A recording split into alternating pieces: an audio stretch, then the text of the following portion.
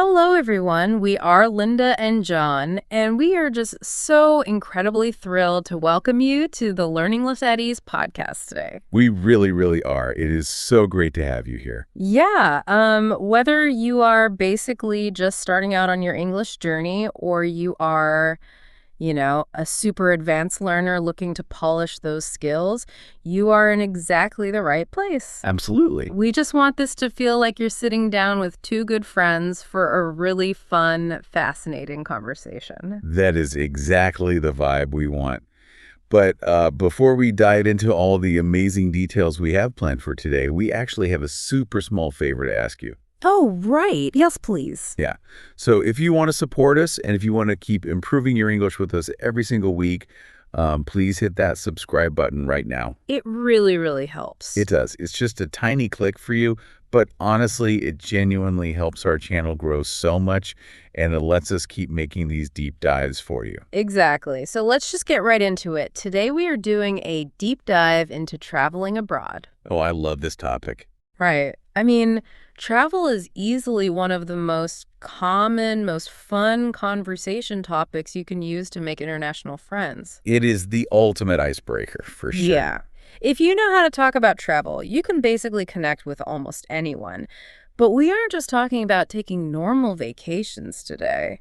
No, we really want to get into the psychology of it all. Exactly. Like why we crave it, how it completely disrupts our daily routines, and this is the cool part, why that disruption is exactly what makes our brains grow. It's fascinating. And, every great journey starts way before you even get to the airport. Oh, totally. It begins with this psychological pull of a specific place.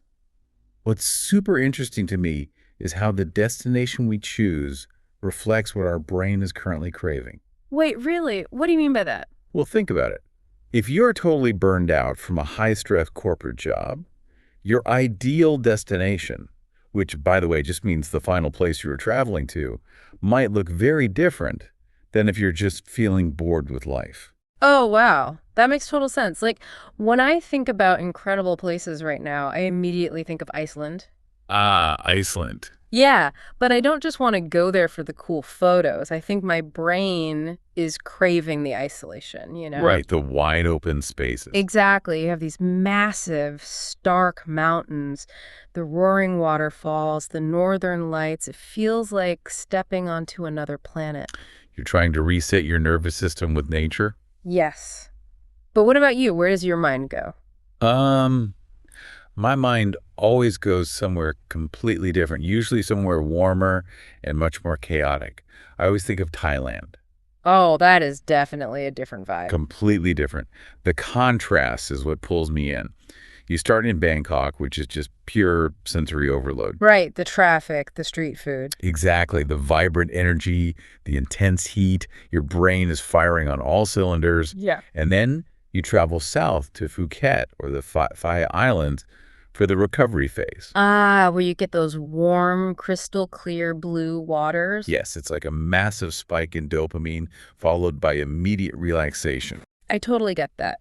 But once you actually have that dream destination in your head, the scary reality of planning sets in. The paperwork. The paperwork. You have to check the visa requirements.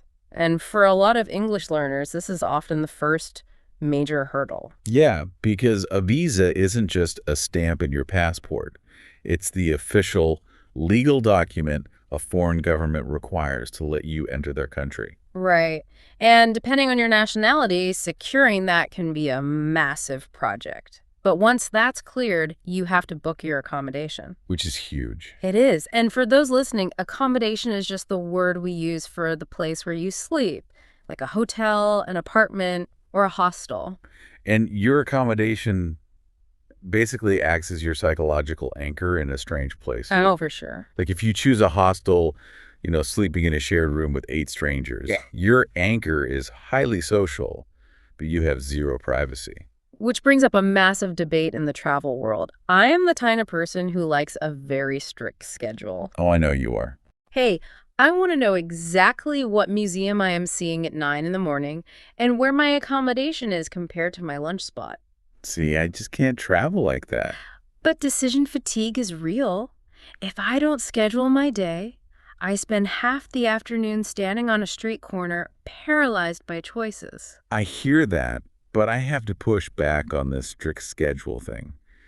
I firmly believe you have to be flexible. Flexible? I don't know about that. I mean it.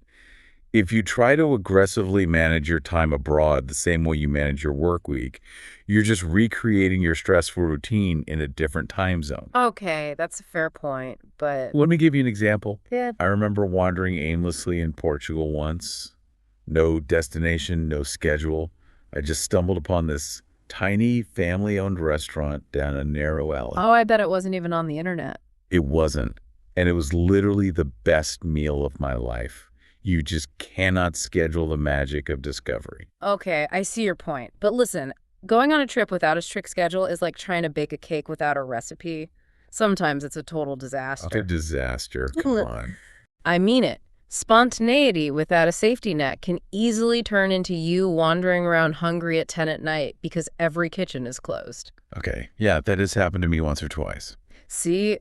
So maybe the sweet spot is having a loose framework, but leaving a little room for the unexpected? I can agree to that compromise. Good. Because before we even get to the romantic wandering, we have to deal with the absolute most stressful part of travel, Let me guess. The airport. transit. And specifically, the psychology of packing. Oh, the traveler's dilemma. What we pack is essentially a physical manifestation of our anxiety. Oh my gosh, I am so guilty of this. I am a chronic overpacker. I will pack like 4 or 5 pairs of shoes for a 1-week trip. 5 pairs of shoes. Why? Well, my internal monologue is like, I need sneakers for walking, sandals for the beach, nice shoes for dinner, and maybe waterproof boots just in case. Just in case of a freak storm. Exactly. I try to pack for every worst-case scenario, and suddenly my suitcase weighs 50 pounds. Right. Because you aren't actually packing for the trip. You are packing to soothe your anxiety. Ouch. But yes, true. Which is why learning to travel light is such a game changer.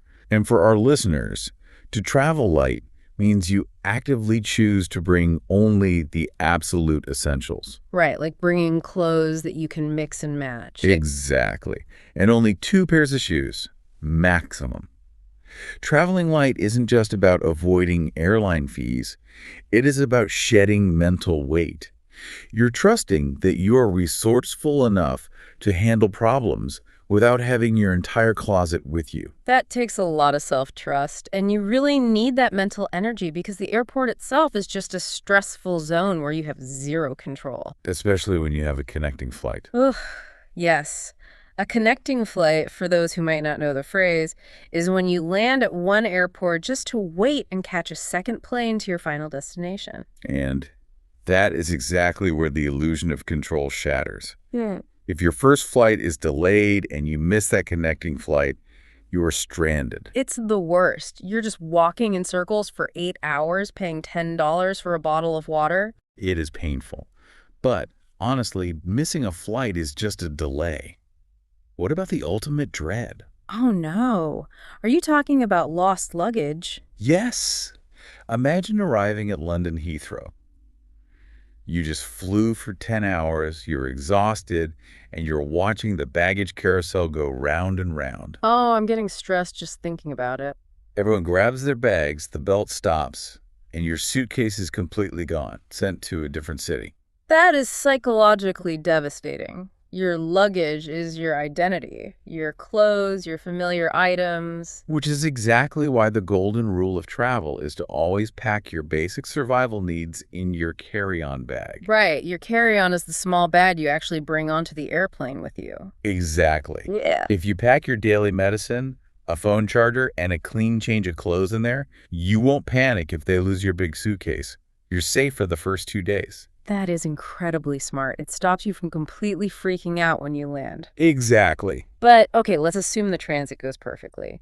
You walk out of the airport, the warm air hits you, and suddenly you are in a totally foreign reality. Enter culture shock. Yes. And culture shock isn't just about being surprised. It's a literal state of cognitive overload for your brain. That is the perfect way to put it, because at home, you operate on autopilot. Right. You know how to order coffee, how to cross the street. But in a new culture, that autopilot turns off. Your brain has to consciously process thousands of new social rules every minute, especially if there is a big language barrier. The language barrier can feel like a brick wall, but I really believe the best way to break that wall is vulnerability. What do you mean? Well, you don't need to be fluent. If you just learn a few basic phrases like, hello, thank you, where's the bathroom? You are signaling respect. You are saying, I am a guest here and I am trying. Absolutely. Though we do have an amazing technological safety net today with translation apps. Oh, they're everywhere now. They've revolutionized travel. Like some apps have a camera feature where you point your phone at a Japanese menu and it instantly translates the characters into English on your screen. Which is honestly basically magic. It is. It reduces your brain's stress level from a 10 down to a 2. I totally agree. It's a powerful tool, but I actually have a provocative question for you about that. Okay, hit me.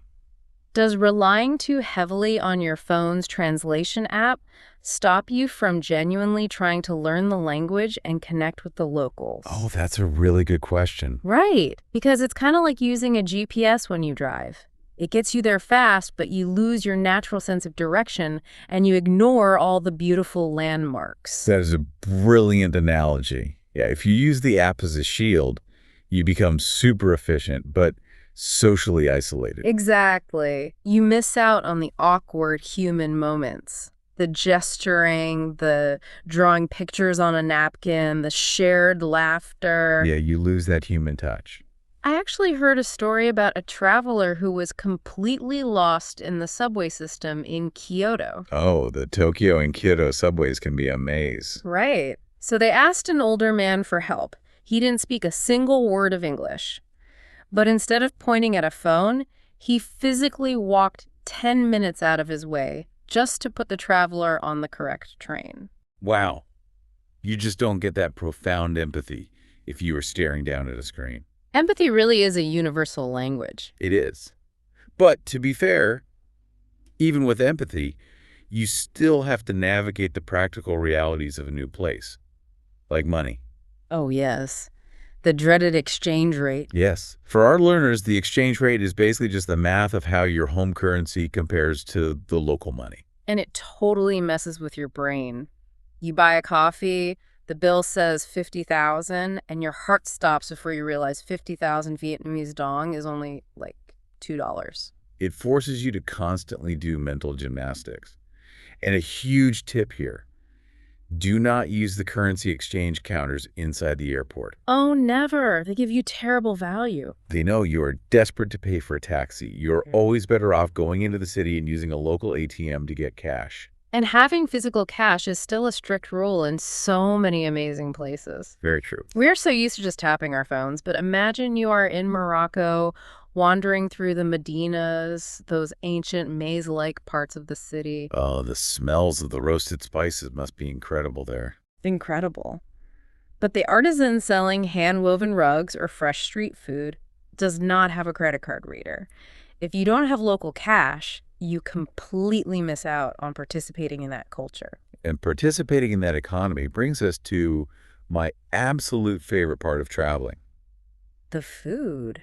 The local food.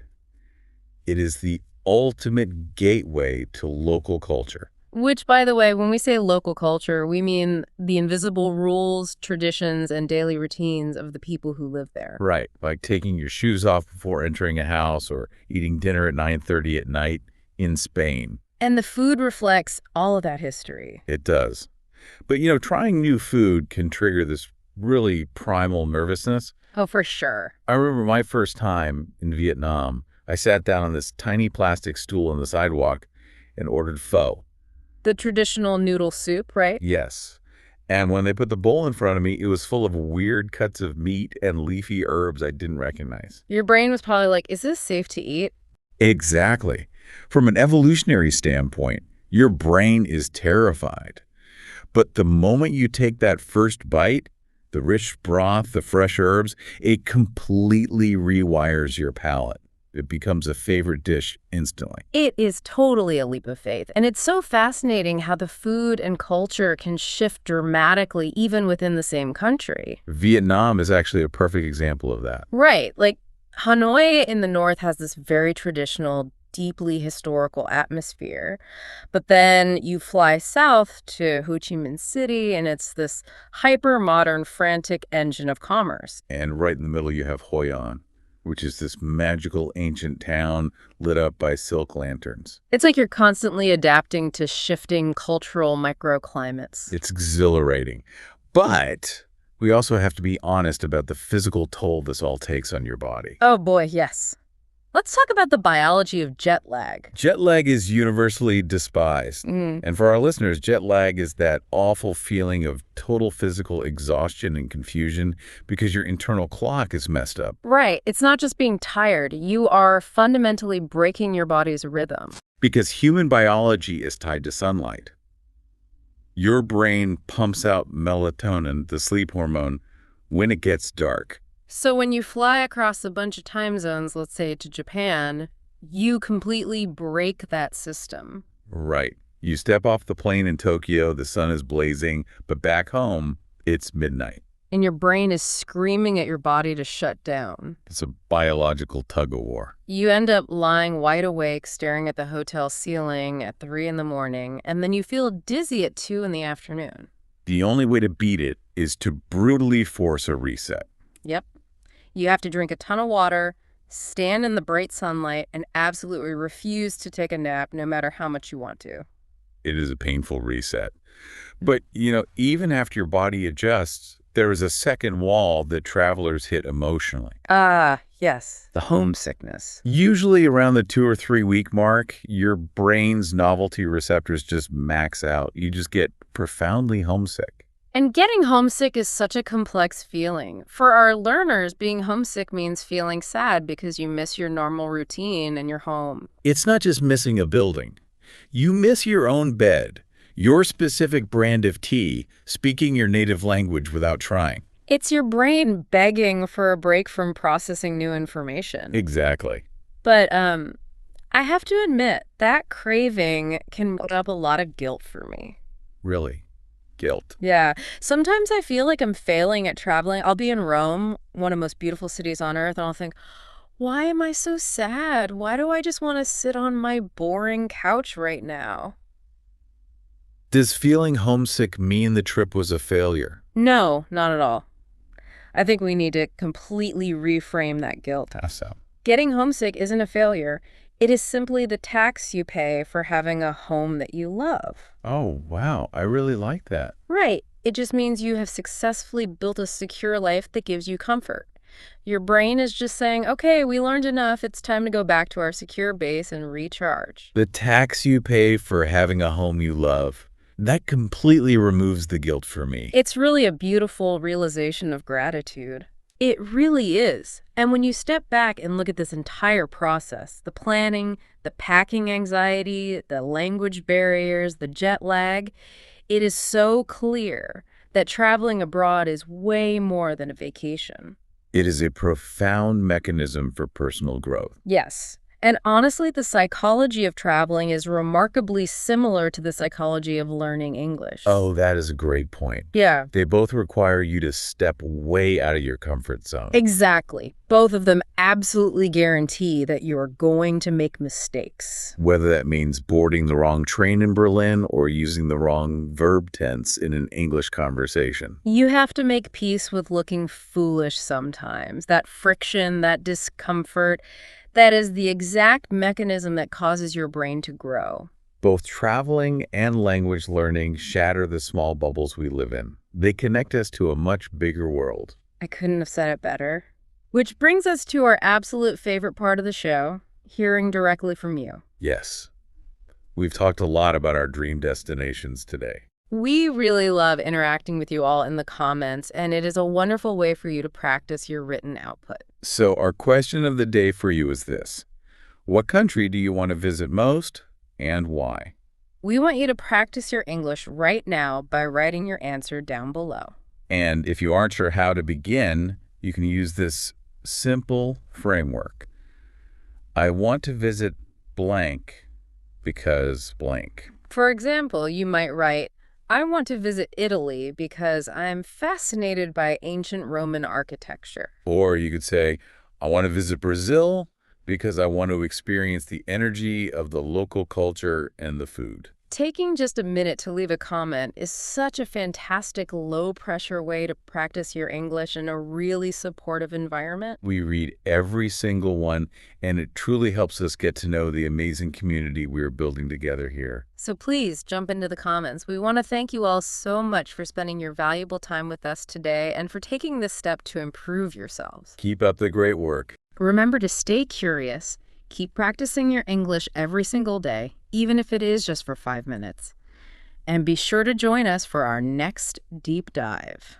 Keep embracing the unfamiliar, both out in the world and right here with the English language. And hey, the next time you find yourself aggressively packing a suitcase, take a breath, look at that fifth pair of shoes, and ask yourself, are you packing out of anxiety, or are you brave enough to leave a little empty space in your bag for the unexpected?